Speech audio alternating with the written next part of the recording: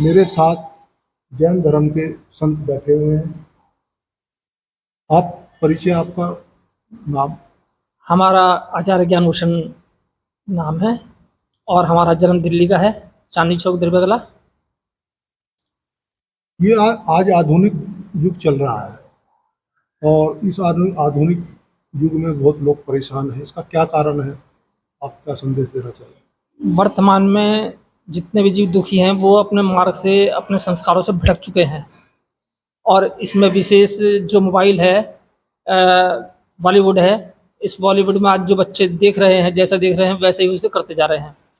पहले बॉलीवुड से संस्कार भी मिलते थे, लेकिन आज वर्तमान में जो बॉलीवुड चल रहा है, फिल्में दिखाई जा रही हैं, वो सब संस्कार विहीन फिल्म देख रहे हैं बच्चे, बालिकाएं, बालक, और उन संस्कारों से जो है वो पतन हो जाता है, उनके अच्छे संस्कारों का पतन हो रहा है।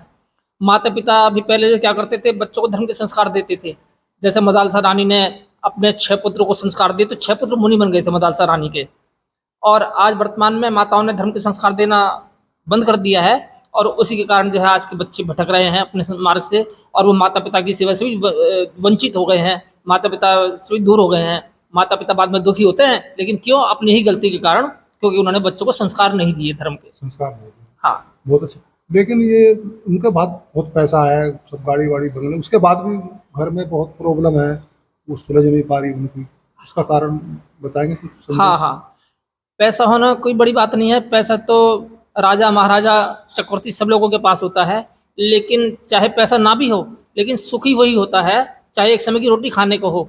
लेकिन अगर उसके बाद धर्म के संस्कार है, जैसे कि सुदामा झोपड़ी में रहता था, लेकिन झोपड़ी में रहने के उपरांत भी उसके पास किशन जी के दिए हुए संस्कार थे, धर्म के संस्कार थे, तो झोपड़ी में रहने के बाद भी वो सुखी था।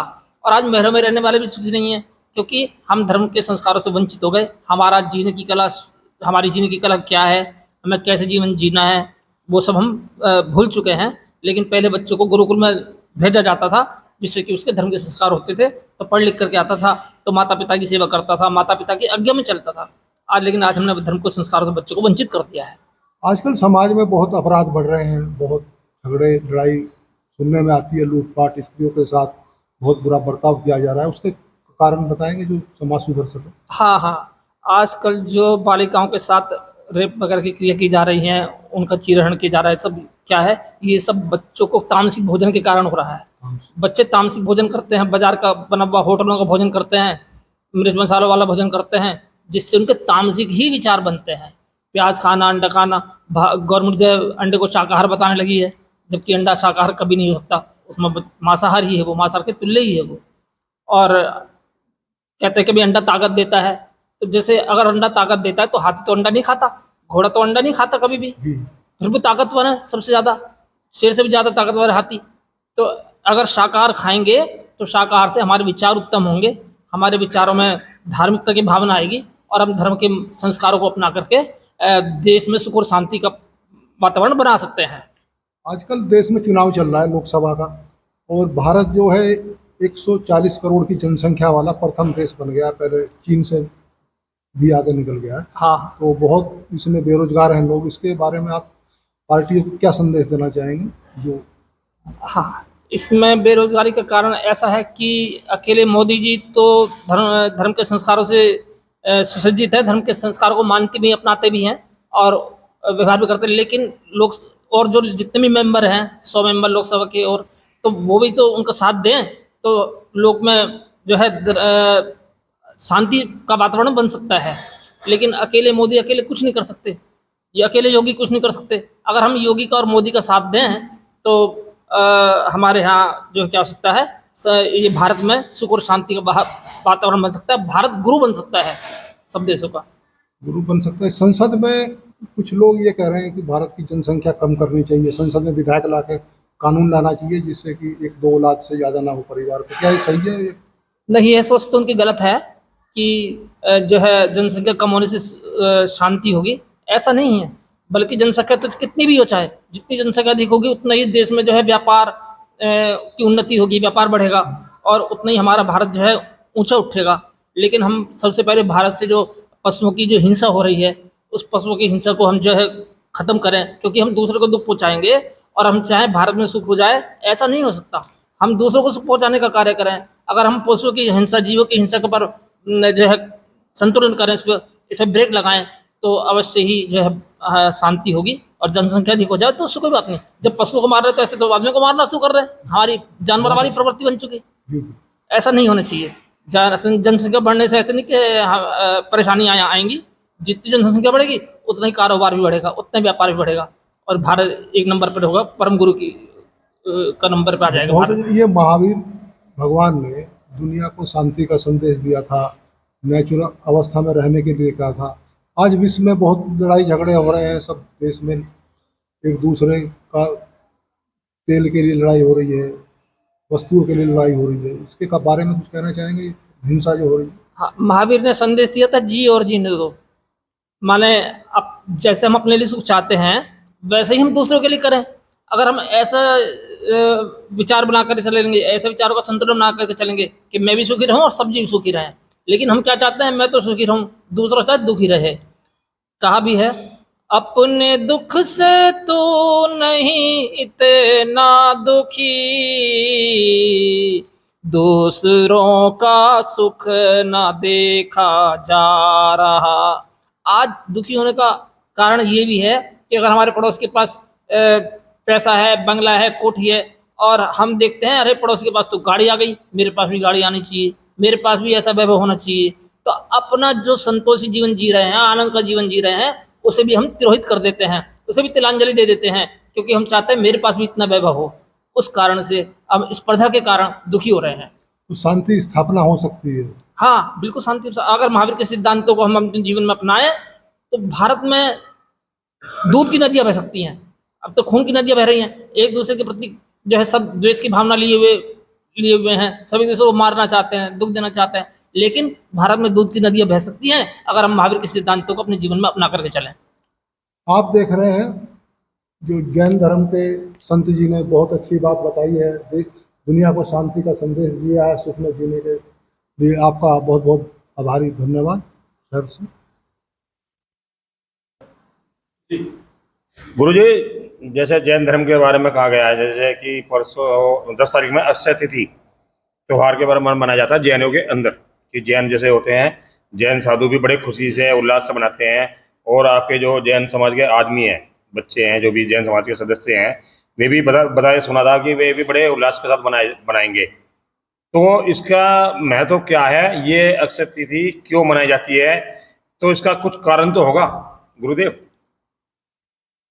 जैन दर्शन में तृतीय काल में प्रथम तीर्थंकर आदिनाथ भगवान हुए हैं, जिनका अयोध्या नगरी में जन्म हुआ है।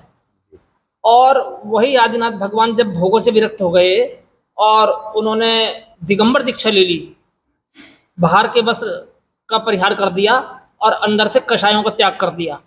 उन कषायों को त्याग करके जब वो मुनि बन गए, और मुनि बनने के 1 वर्ष के उपरांत जब वो आहारचर्या के लिए निकले तो उनकी विधि नहीं बन पाई थी, और भ्रमण करते करते वो जो हस्तिनापुर नगरी में आए थे। हस्तिनापुर नगरी में राजा श्रेयांस राज्य करते थे और उनके भाई सोम और उनकी रानी राज्य करते थे। उन्होंने पहले भव में दिगंबर मुनिराज को आहार दान की चर्या कराई थी, और रात्रि में राजा श्रेयांस को सुपन आया, संकेत मिला कि कल आपके यहाँ कोई महापुरुष आने वाले हैं। तो राजा श्रेयांस बड़े प्रफुल्लित थे, कौन महापुरुष आने वाले हैं। उनके यहाँ प्रातःकाल में इच्छु रस माने गन्ने का रस निकाल करके वो उन्होंने जलपान के लिए अपनी तैयारी कर रखी थी। लेकिन उन्होंने सोचा जो महापुरुष आने वाले हैं सबसे पहले हम उनका स्वागत करेंगे, उनका अभिनंदन करेंगे।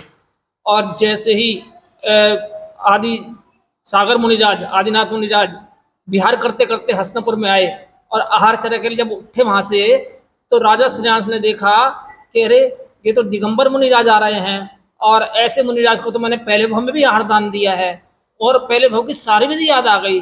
और राजा श्रेयांस बड़े प्रफुल्लित होकर के महल से नीचे आए, रानी को लेकर के, राजा सोम को लेकर के, और उन्होंने उन मुनिराज का पड़घान किया, अभिनंदन किया, स्वागत किया और उन्हें इच्छुरस का आहार करवाया। तब से ही ये करोड़ों वर्ष पूर्व से ही ये अक्षय तृतीया पर्व हर वर्ष मनाया जाता है हर्षोल्लास के साथ में। कि हर्ष क्या था? हर्ष ये था कि अरे आदिनाथ भगवान ने 1 वर्ष भी ऊपर हो गया, आहारचर्या अंजन कुछ भी नहीं लिया, और आज उनकी आहारचर्या हुई, तो इस पर्व को हर वर्ष मनाते हैं उसी को याद करने के लिए, इसका नाम रख दिया अक्षय तृतीया। माने इस तिथि का कभी भी क्षय नहीं होगा, पंचांग में, कैलेंडर में कभी क्षय नहीं होगा इसका, और ये खुशी मनाई जाती है दिगंबर की आहार से प्रतिदिन निर्विघ्न संपन्न हो, इसी भाव से ये पर्व मनाया जाता है। जैसे गुरुदेव आपने बताया कि साल भर के बाद इनके आहार हुआ, आपने हाँ, हाँ। बताया अभी हाँ, हाँ। कि 1 साल बाद इनका आहार हुआ। हाँ, हाँ। ऐसा क्यों? इन्होंने 1 साल तक आहार क्यों नहीं लिया? या इन्होंने जैसे कि सुना है मैंने कि जैसे कि 6 महीने इन्होंने तप करा, ये 6 महीने के लिए आहार की विधि नहीं बनी, या ऐसा सही सुना हमने या गलत सुना? हाँ, 6 जितने भी मुनिराज हैं, जितने भी तीर्थंकर हैं, जब दीक्षा लेते हैं तो 6 महीने के लिए अंजल का त्याग कर देते हैं, मतलब उसके बाद आहार छठे के लिए उठते हैं वो। जी। तो ऐसे ही आदिनाथ भगवान ने किया था, 6 महीने का प्रतिमा योग माने 6 महीने के अंजल का त्याग करके ध्यान में बैठ गए थे। उसके बाद जब आहार के लिए उठे, 6 महीने उनकी आहार की विधि नहीं बनी, लोग जानते नहीं थे मुनिराज की चर्या क्या है, उस समय आहार के लिए आ रहे हैं वो लोग, तो क्या है। लेकिन राजा श्रीराम ने पहले वो में आहारदान दिया था, तो उन्हें देखते ही सार ध्यान आ गया कि अरे ये तो आहार की मुद्रा में आ रहे हैं, इस समय आहार लेंगे, और वो महल से नीचे आकर के उनका परिधान करते हैं, उनको आहार देते हैं। जैसे जैसे सुना था कि महावीर भगवान जी थे और महावीर भगवान ने तप करा था, और तप करने के बाद जैसे कि जंगल में तप करा, उन पे ऐसा सुना था कि इन्होंने, चींटी ने भी इनके शरीर पर घर बना लिया। मतलब इतनी पूजा पाठ करी इन्होंने कि उन्होंने, चींटी ने, मतलब जानवरों ने, मतलब इसके आसपास बैठे रहने के, मतलब कोई उन्हें, मतलब वो किस तरह कष्ट नहीं दिया महाराज जी को, भगवान को कोई कष्ट नहीं दिया। तो ये बात सही थी कि उन्होंने अपने ज्ञान में इतनी 6 महीने साल भर जब तक इन्होंने तप करा, चींटियों ने घर बनाया, ये करा, उसके बाद ये हमारे समाज में चाहते हैं कि जैसे कि आप साधु हैं, संत हैं, महाराज हैं, भगवान के रूप में आप हो, तो आपको ये कपड़े का त्याग क्यों करना पड़ा, या आप कपड़े क्यों नहीं पहनते, या आपसे इस तरह की, मतलब आपके समाज में कपड़े क्यों नहीं दे सकते? मतलब इसका कुछ ना कुछ तो कारण होगा। जो मतलब हम, जैसे और भी लोग बात कहते हैं इस बात को कि जैन साधुओं के पास सेठों की, मतलब पैसों की कमी तो कुछ है नहीं, कि जो जैन श्रावक हैं, कोई भी आप ले लो, आज के ज़माने में कोई जैन किसी को भी ले लो आप, चाहे छोटा जैन भी है, अगर जैन चाहें तो पूरे हिंदुस्तान को खरीद सकते हैं, इतनी संपत्ति इन पे है, पर अपने महाराज को कपड़े क्यों नहीं दे सकते? या इसका कोई विषय में कोई कारण तो होगा। मतलब मैं गुरुदेव हाथ जोड़कर आपसे प्रार्थना करना चाहता हूँ, इसके बारे में आप 2 शब्द कहें, जो हमारे हिंदुस्तान में जो भी इस चैनल को देखेंगे वो ये कहेंगे कि भाई जैन साधु के प्रवचन हुए, इसमें हमें इसके बारे में कुछ ज्ञान मिला। ये आपको सर्वप्रथम जितने भी तीर्थंकर होते हैं उनका वज्रवृषभ सेनन होता है, और जब वो जंगल में तप करते हैं तो चींटी या सांप और बिच्छू और जिस जंगल के जानवर हैं वो अगर उनको कुछ भी करके चले जाएं तो उससे उन्हें कोई फर्क नहीं पड़ता, और वो अपने तप में स्थिर रहते हैं। माने वेदना तो होती है, ऐसे नहीं वेदना का उन्हें आभास नहीं होता, लेकिन उनका वेदना की तरफ ध्यान नहीं होता, वो अपनी आत्मा के द्वारा अपनी आत्मा में स्थिर हो जाते हैं, ठहर जाते हैं। तो शारीरिक के साथ में क्या घटना घट रही है इस बात का उन्हें वेदन उस समय नहीं रहता। दूसरी बात, हमारा जो वस्त्रों का त्याग करने का है, इसमें ऐसा है कि जैन दर्शन बताया अहिंसा परमो धर्म, तो अहिंसा परमो धर्म गृहस्थी के लिए भी है और साधु के लिए भी है। तो साधु वस्त्रों का त्याग क्यों करते हैं, क्यों बनते हैं दिगंबर मुनि? क्योंकि अगर हम वस्त्र धारण करेंगे तो हमें विकल्प न रहेगा, चिंताएं बनी रहेंगी कि अब धुलवाना है, अब इन्हें साफ करवाना है, अब फिर सेठ लोगों से याचना करनी पड़ेगी, हमारे वस्त्र फट गए तो हमें दोबारा मांगने पड़ेंगे। याचना नहीं करते दिगंबर मुनि किसी से भी, तो याचना नहीं करते तो अब उन्हें वस्त्रों की आवश्यकता नहीं है, और फिर वस्त्र उन्हें पहनने पड़ते हैं जिनके अंदर विकार रहता है। दिगंबर मुनि को कहा जाता है नवजात शिशु समान। तो जब नवजात शिशु समान हो गए, नवजात शिशु में विकार नहीं रहता, ऐसे ही दिगंबर मुनिराज जो हो गए हैं उनके अंदर विकार नहीं रहता। बाहर अंतरंग से तो विकार नहीं रहता, अंतरंग से तो इसलिए लगन है, और बाहर वस्त्रों की आवश्यकता नहीं है। वस्त्रों की आवश्यकता केवल उन्हें पड़ती है जो अपने विकारों को ढकना चाहते हैं, विकारी हैं, जिनके अंदर विकार भी शेष है, उन्हें वस्त्रों की आवश्यकता पड़ती है। और केवल जैन दर्शन में दिगंबर मुनि नहीं हुए, व्यास जी का पुत्र सुखदेव वो भी नगन दिगंबर साधु हुए हैं, और भृतहरि जिन्होंने पहले गोरखनाथ से दीक्षा ली थी लेकिन बाद में उन्होंने दिगंबर दीक्षा ली, उन्होंने अपने वैराग्य शतक में लिखा भृतहरि ने कि मेरे जीवन में वो दिन कब आएगा जिस दिन मैं कर पात्र में आहार ग्रहण करूंगा। तो भृतहरि भी नगर में है। महावीर स्वामी जो गणधर थे, गौतम गौशालक माने वो ब्राह्मण थे, गौतम स्वामी वो भी नगन साधु होकर के वो भी मोक्ष गए हैं महावीर स्वामी के पश्चात में। तो नग्नता तो जन्म सिद्ध अधिकार है।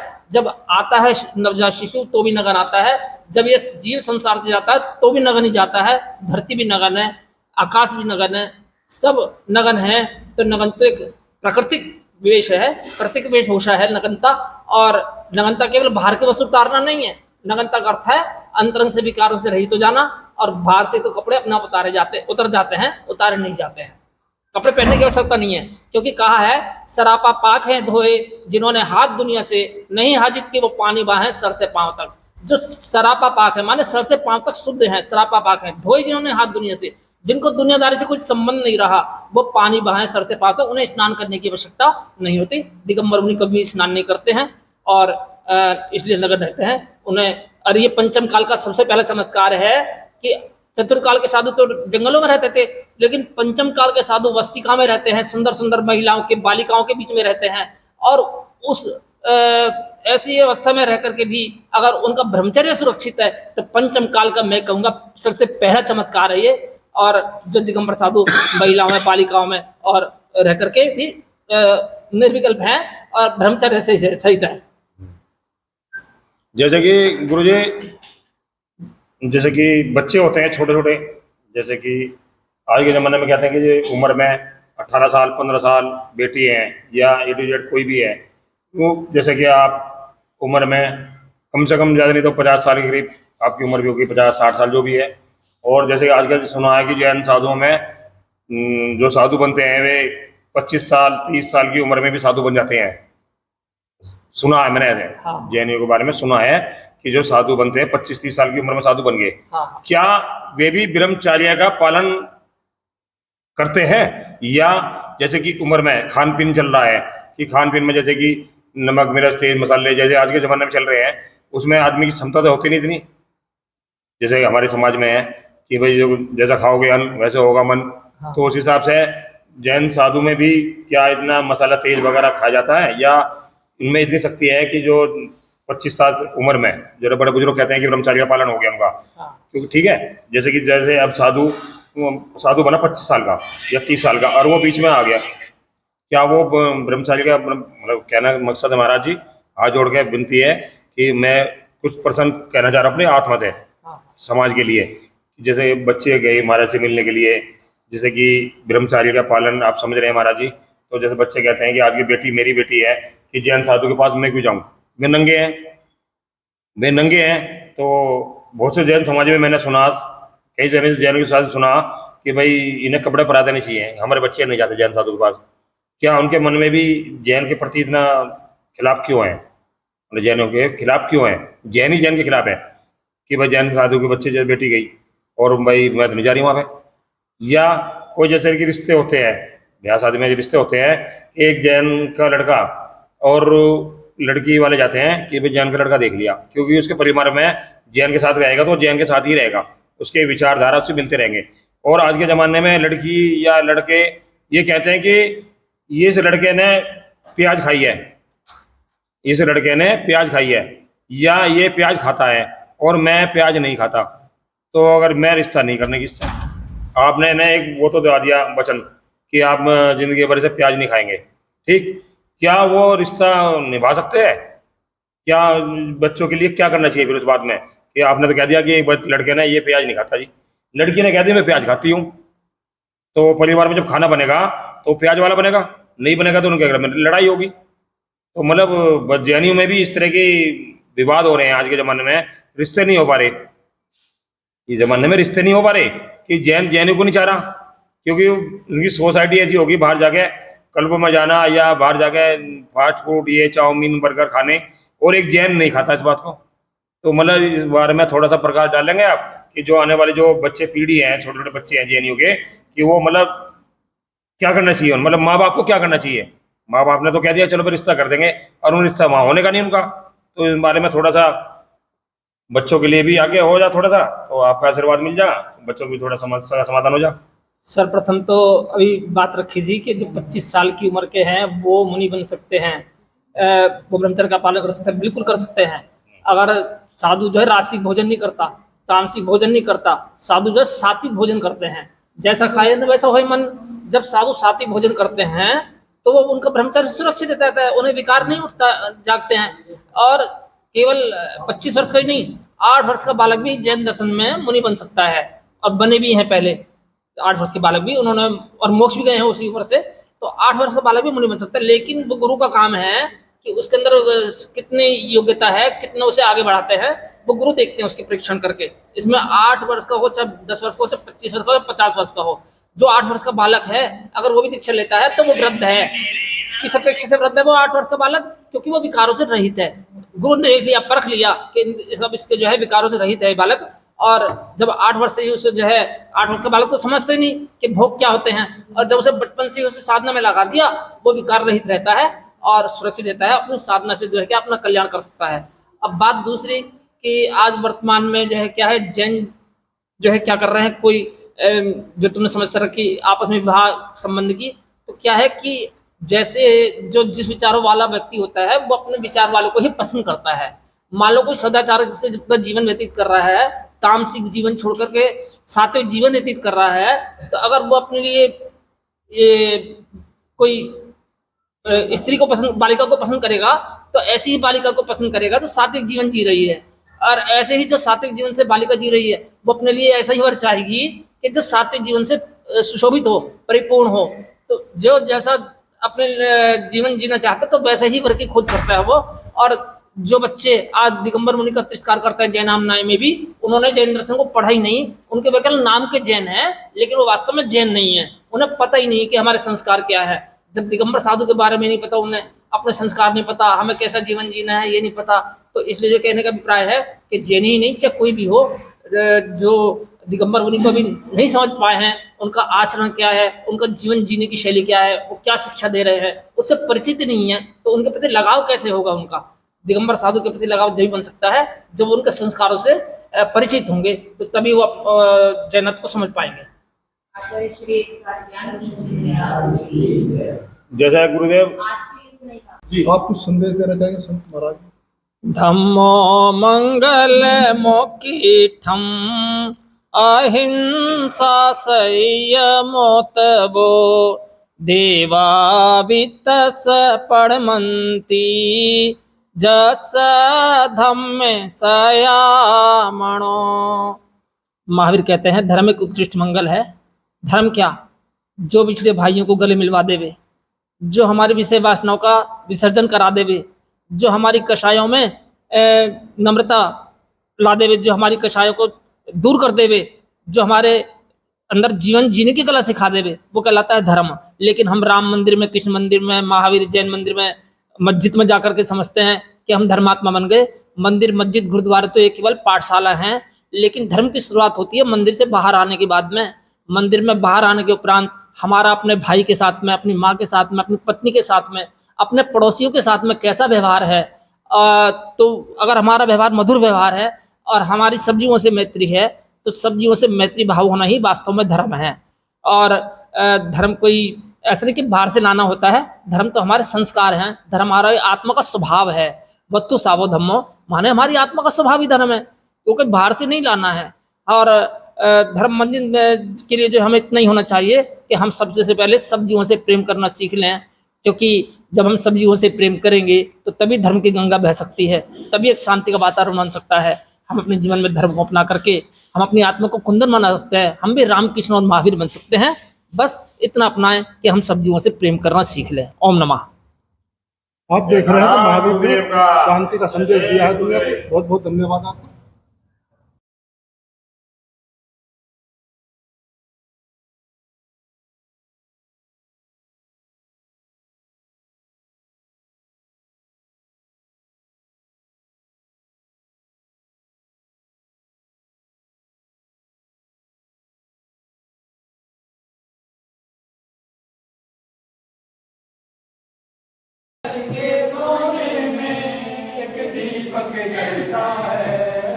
नाम जपने से नव जीवन मिलता है।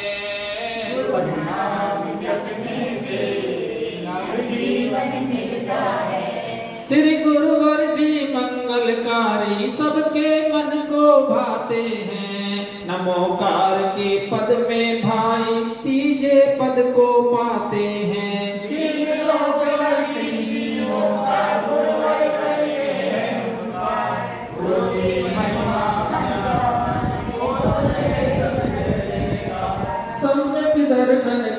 चरित्र के गुरुवर होते रत्नाकर, सत्य शास्त्रों के ज्ञाता होते आप कहें गुरु करुणाकर।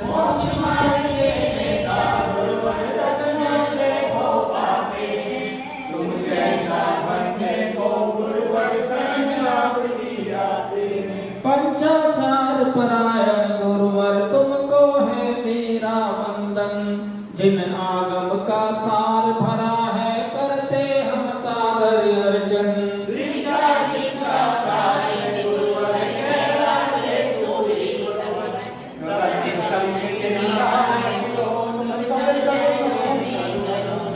सूर्य समान तेज के धारी सागर सम गंभीर हृदय, चंद्र समान रही शीतलता कहलाते हो देवालय।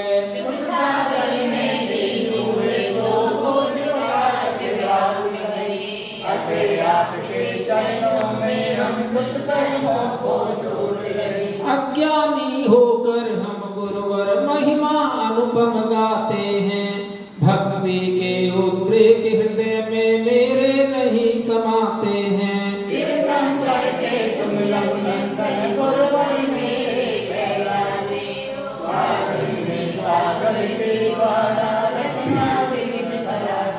गुरु नाम जपने से नवजीवन मिलता है, गुरु नाम जपने से नवजीवन मिलता है।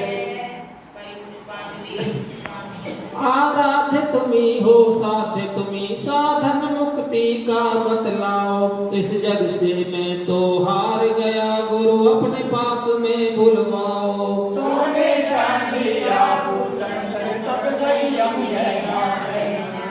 मुझको भी है आभूषण तो बस चरणों में रहना। गुरु नाम जपने से नवजीवन मिलता है, गुरु नाम जपने से नवजीवन मिलता है।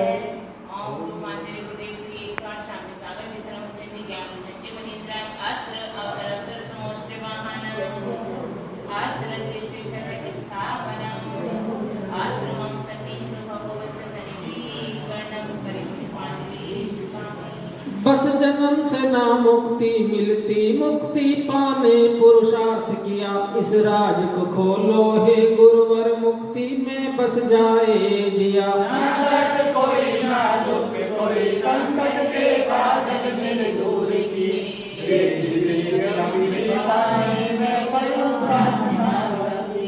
गुरु नाम जपने से नवजीवन मिलता है, गुरु नाम जपने से नवजीवन मिलता है।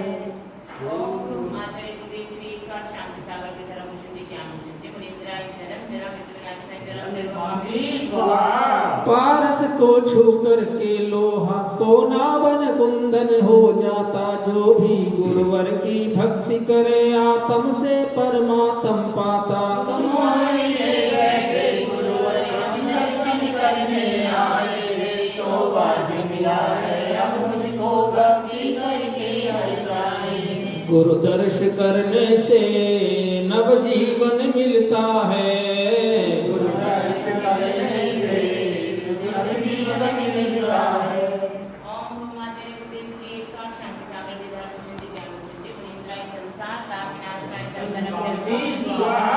गुरुवर का प्यार सबसे अच्छा, बाकी प्यार तो सब फीके हैं, श्रद्धा भक्ति से जो आता वो फल पाते सब नीके हैं।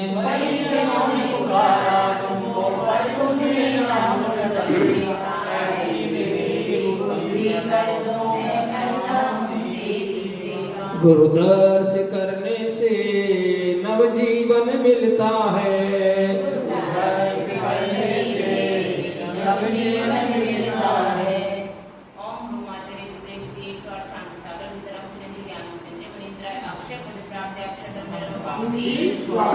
संसार समुंदर है गहरा, हम गहरे फंसते जाते हैं, तुम नाव हमारी पार करो हम अपनी व्यथा सुनाते हैं। हमारे भक्त तुम्हारे चरणों दर्शन के प्यासे आए, हर लो पीड़ा मेरी गुरुवर चरणों जपने से नव जीवन मिलता है। गुरु नाम जपने से नव जीवन मिलता है। ओम गुरु माता गुरुदेव श्री एक बार शांति सागर सिद्धराम सिद्धि ज्ञान सिद्धि मनिंद्राय काम बात दर्शन पुष्प निर्वाण समता को धारने वाले, भव पार लगाने वाले, आगम के पढ़ाने वाले, मुक्ति के दिलाने वाले, इन गुरु को शत वंदन है। चरणों में अर्चन है। इन गुरु को सत वंदन है। चरणों में अर्चन है। जग में फंसता मैं जाता हूँ, यह तो मकड़ी का जाला है। बुद्धि की शुद्धि गुरु कर दो, बस फेरूं तेरी माला है। मेरा मेरा रिश्ता गुरुवर सदियों से बहुत पुराना है। कब से भटका हूँ जंगल में, अब पास तुम्हारे आना है। इन गुरु को शत वंदन है। चरणों में अर्चन है। गुरु को सत वंदन है। चरणों में अर्चन है। ओम गुरु माता गुरुदेव श्री एक बार शांति सागर सिद्धराम सिद्धि ज्ञान सिद्धि मनिंद्राय सदा रोगनाशनाय देवदेव देव ममता को तज समता धारी, समता का पाठ पढ़ाते हो। समता के हो धनवान तुम, शुभ ज्ञान की राह दिखाते हो। मांगे नंदन तुमको वंदन तुम हो, भक्तों के प्यारे हो। संकट हर शांति को बल दो, मैया देवी तुम सहारे। इन गुरु को शत वंदन है। चरणों में अर्चन है। ओम गुरु माता गुरुदेव श्री एक बार शांति सागर सिद्धराम सिद्धि ज्ञान सिद्धि मनिंद्राय महामोहन दिव्य विनाशनाय विश्व तुम मोही हो ना रागी हो, तुम द्वेषी हो ना क्रोधी हो। सब में संभाव को धारण कर, हे गुरुवर तुम तो ज्ञानी हो। तुम हे गुरुवर भक्तों के गाने लायक हो। तुम सवाल से ज्ञानी गुरुवर तुम ही तो जग में नायक हो। इन गुरु को शत वंदन है। चरणों में अर्चन है। ओम गुरु माता गुरुदेव श्री एक बार शांति सागर सिद्धराम सिद्धि ज्ञान सिद्धि मनिंद्राय अष्ट कर्म ध्यान रूपम निर्वापति। गुरु मुक्ति के तुम दाता हो, हम भी उस पथ के राही हैं। हे सत्य रूप है क्षमावान, हम भी तेरे अनुयायी हैं।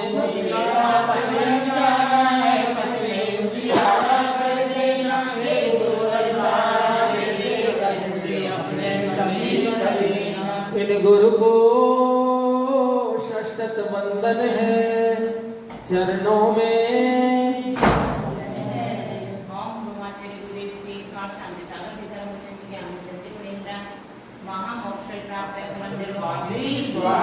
हम भक्त तुम्हारे दर्शन को गुरु चरणों में आए हैं। यह दर्श के प्यासे हैं, नैना दर्शन पाकर हर्षाए हैं। आदर्श बनाया है तुमको, उसका पालन हम करते।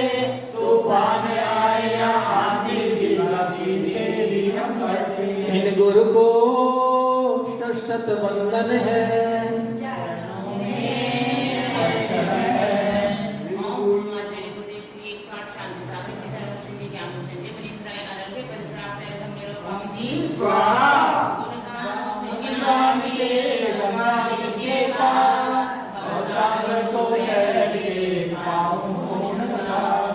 गम और खुशियाँ आए जाएं, भक्ति भाव से पूज रचाएं। जय जय जय गुरुदेव हमारे, मेरी नैया करो किनारे। मौन आज बैठे हो गुरुवर, मौन ध्यान में पावन कण कण। कथन करे हम कुछ तो बोलो, उत्तर दो क्या बोलो। नहीं अनजान आप हो गुरुवर, हो रात हमारे गुरुवर।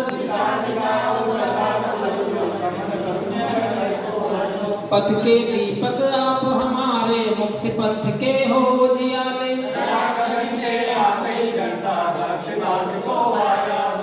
अब बस गीत तुम्हारे गाऊं, तुम्हें छोड़कर कहीं न जाऊं।